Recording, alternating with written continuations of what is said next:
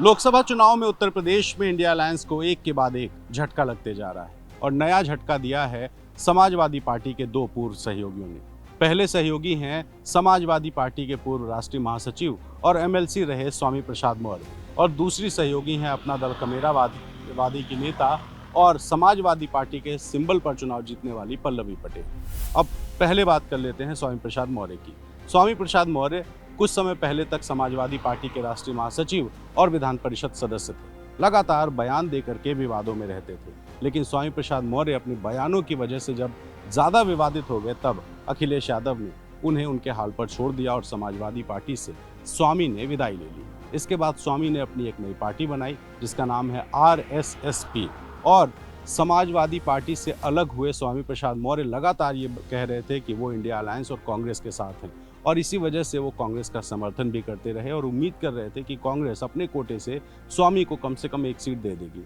लेकिन जब ऐसा नहीं हुआ तब स्वामी प्रसाद मौर्य ने अपनी पार्टी के दो प्रत्याशी उतारने का ऐलान कर दिया है। खुद स्वामी प्रसाद कुशीनगर लोकसभा सीट से चुनाव लड़ेंगे, वहीं देवरिया से भी उन्होंने अपना एक प्रत्याशी उतार करके एक तरह से इंडिया अलायंस को चुनौती दे दी। दूसरी सहयोगी हैं अपना दल कमेरावादी की नेता और समाजवादी पार्टी के सिंबल पर चुनाव जीत चुकी पल्लवी पटेल।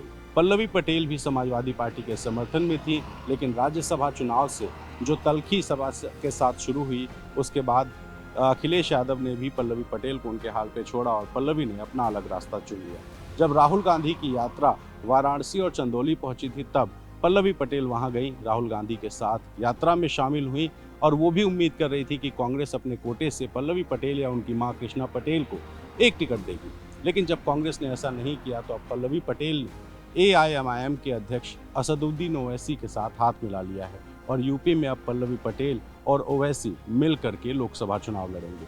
तो जाहिर है कि ये झटका इंडिया अलायंस को इसलिए है क्योंकि दोनों स्वामी और पल्लवी ये इंडिया अलायंस और समाजवादी पार्टी के साथ थे और कांग्रेस का भी समर्थन कर रहे थे, लेकिन फिलहाल अब दोनों ने अपनी राहें जुदा कर ली हैं और इंडिया अलायंस को झटका देते हुए लोकसभा चुनाव में उतरने की रणनीति बना ली है। अब फिलहाल स्वामी प्रसाद मौर्य की पार्टी RSSP ने 2 सीटों पर चुनाव लड़ने का ऐलान किया है, लेकिन आने वाले दिनों में कुछ और सीटों पर स्वामी अपने प्रत्याशी उतार सकते हैं। स्वामी प्रसाद मौर्य की बेटी बदायूं से बीजेपी की सांसद थी, लेकिन इस बार बदायूं से बीजेपी ने उनका टिकट काट दिया।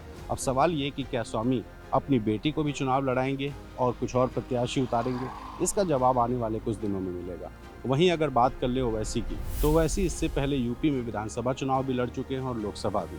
2022 के पहले ओवैसी ने ओम प्रकाश राजभर के साथ एक गठबंधन बनाया था और दावा ये किया था कि ये तीसरा मोर्चा है जो उत्तर प्रदेश में मजबूती से लड़ेगा। लेकिन चुनाव आने से पहले ओम प्रकाश राजभर ने ओवैसी का साथ छोड़ा और समाजवादी पार्टी के साथ चले गए थे।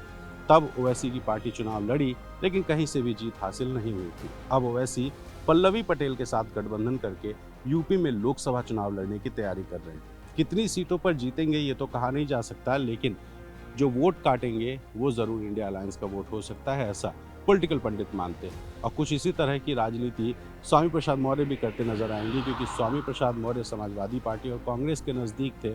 अब अगर वो कुछ वोट काटेंगे तो वो भी नुकसान इंडिया अलायंस का हो सकता है। ऐसे में इन दोनों नेताओं ने जो इंडिया अलायंस है उसको झटका दिया है और यूपी की 80 सीटों पे जहां कांग्रेस 17 और समाजवादी पार्टी 63 सीटों पर चुनाव लड़ रही है, वहीं जो पल्लवी पटेल और ओवैसी का गठबंधन है और दूसरी तरफ स्वामी प्रसाद मौर्य की RSSP है, ये दोनों अगर चुनाव लड़ते हैं और कुछ कुछ वोट भी काटते हैं तो जाहिर है कि इससे सीधा फायदा भारतीय जनता पार्टी को हो सकता है और नुकसान इंडिया अलायंस का।